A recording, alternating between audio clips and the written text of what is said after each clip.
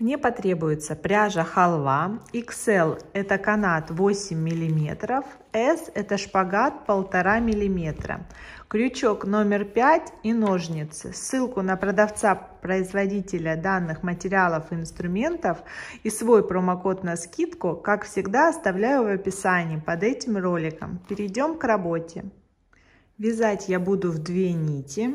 Создаю кольцо, накидываю нить на ладонь и оборачиваю вокруг ладони, минуя мизинец. Ввожу крючок и вывожу первую петлю. Фиксирую рабочей нитью. Это первый столбик первого ряда. В это кольцо я провязываю в общей сложности 10 столбиков. Второй, третий, 10 готово. Теперь складываю пополам и туго-туго затягиваю кольцо. Далее буду вязать по спирали, поэтому крючок нужно будет вставить в первую кромочную косу, в эту точку, за обе дужки. Но так как я обвязываю канат, мне нужно подготовить край каната, отрезать его постепенно, ступенями. 3 фрагмента.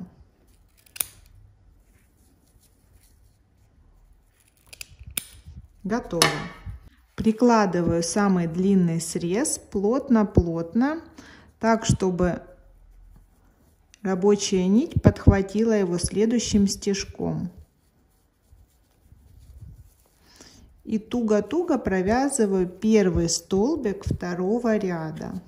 Готово. Далее в эту же точку провязываю еще один столбик. Нить начала и канат я ввязываю в полотно вместе. 2 столбика в одну точку. Теперь в каждую точку во втором ряду вяжу по 2 столбика. И в переходную петлю тоже. Из 10 петель должно получиться 20. Проверяю себя. Двойных 1, 2, 3, 4, 5, 6, 7, 8, 9, 10. Все, с этого момента можно для удобства контроля вставить маркер. Это условное начало окончания ряда, так как вяжу я по спирали. Далее точно так же за обе дужки кромочной косы подхватываю рабочую нить и провязываю столбик один в одну точку. С этого момента я буду увеличивать каждый ряд расстояние между добавлениями. В следующую кромочную косу я провязываю 2 столбика в одну точку. То есть добавление в следующем ряду будет идти через один одиночный, добавка, одиночный, добавка. Также к концу ряда их должно получиться 10 добавлений. Вот и снова добавка. Продолжаю чередовать. Я дошла до маркированной, она была двойная. Отсюда я начала делать одинарная, двойная, одинарная, двойная. Считаю добавление. 1, 2, 3, 4, 5, 6, 7, 8, 9. В эту точку последнее добавление через одну петлю. То есть в эту точку провязываю сейчас 2 столбика. В каждом ряду рядность, начало, конец ряда будет немножко сдвигаться по спирали относительно установленного маркера. Далее делаю 2 одиночные по одной петле в одну точку. И снова добавление. То есть 2 столбика в одну точку. С этого ряда добавление будет через каждые 2 столбика. Обращаю ваше внимание, можно проверять себя. Добавление текущего ряда идет в петлю, которая идет сразу за добавлением предыдущего ряда. То есть тоже по спирали. Вот двойная петля прошлого ряда. В следующую двойная петля текущего ряда. И так в каждой точке 10 добавлений по кругу. Вяжу этот ряд, добавка через 2 одиночные петли. Я только что провязала последнее добавление через 2 одиночных. Вот обратите внимание, как я и сказала, они по спирали немного сдвигаются. И здесь уже, ориентируясь на добавление прошлого ряда, мне нужно провязать 3 одиночные, 2, 3. И добавление придется на петлю, следующую за добавлением предыдущего ряда. То есть в эту точку я вяжу 2 столбика. И так далее. Я навязываю необходимый размер. Мне нужно навязать размер, чтобы количество петель в круг было кратно 6.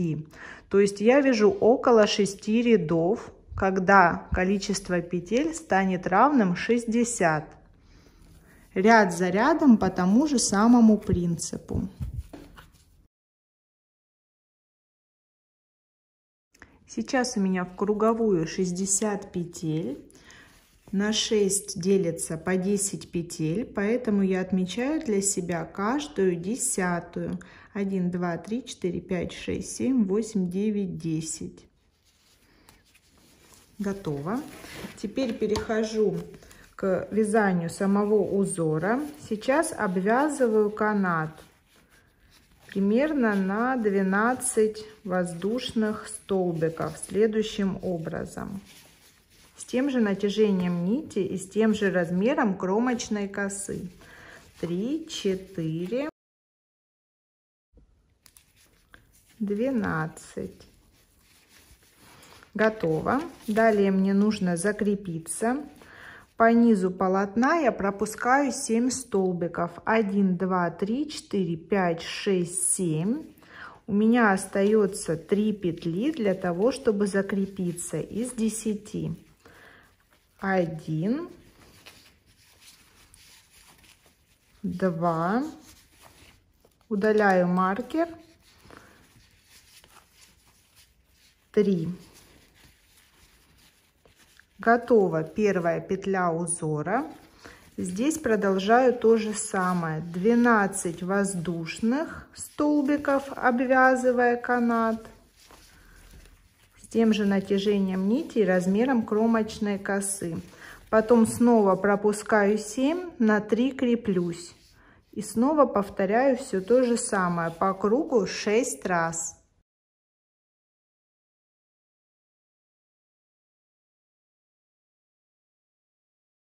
По завершению первого ряда узора я точно так же креплюсь на 3 столбика и перехожу к вязанию второго ряда.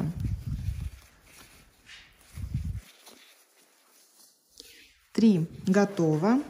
Далее здесь мне необходимо будет делать добавление на вершине и убавление в нижней точке.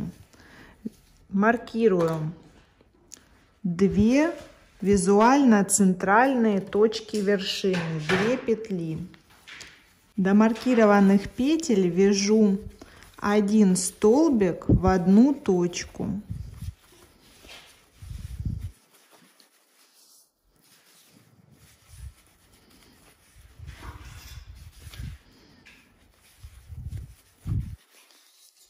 Далее удаляю маркеры, эти петли 2 подряд.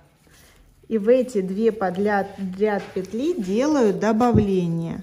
В одну точку 2 столбика в одну петлю и в другую точку 2 столбика в другую петлю. Таким образом на вершине у меня 2 добавления. Продолжаю вязать вниз. Я дошла до первого основания. Здесь на 3 столбика закрепляется канат к основному полотну. И вот в это расстояние между этими 3 столбиками я вывожу 1 столбик, не провязываю его, просто на крючок. Следом во вторую точку 2 столбик и их провязываю вместе, тем самым делая убавку. Продолжаю по 6 точкам аналогично. На вершинах делаю 2 добавления подряд. У основания делаю 1 убавление, как здесь.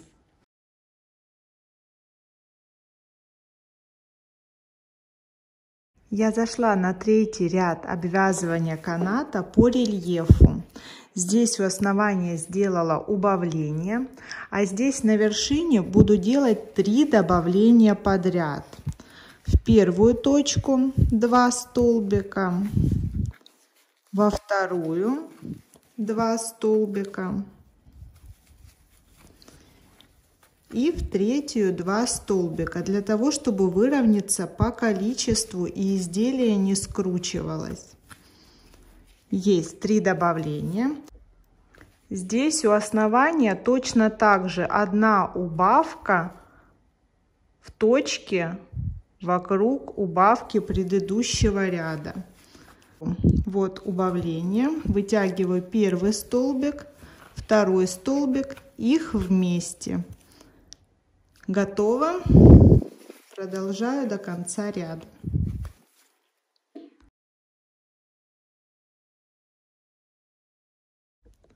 Далее можно перейти к обвязыванию перекрестных ячеек узора, как в этом примере, или вернуться к обвязыванию по кругу. Я заканчиваю свое изделие, поэтому отрезаю канат точно так же, как и при начале, ступенями, чтобы он закончился до окончания третьего ряда обвязки по узору.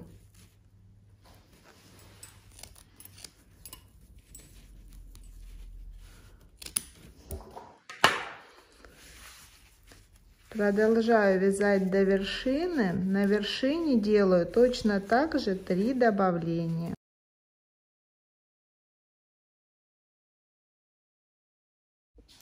Здесь последние столбики без каната. И в основание соединительный стежок, после чего отрезаю нить с небольшим запасом и делаю завершение ряда. Вставляю крючок в кромочную косу, увожу нить туда и возвращаю в исходный стежок на изнанку.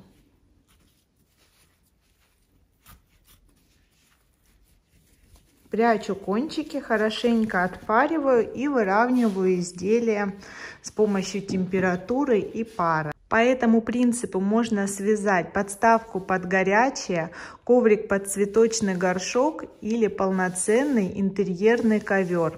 Подписывайтесь на мой канал, ставьте лайки, будет много интересных видео. Всем пока!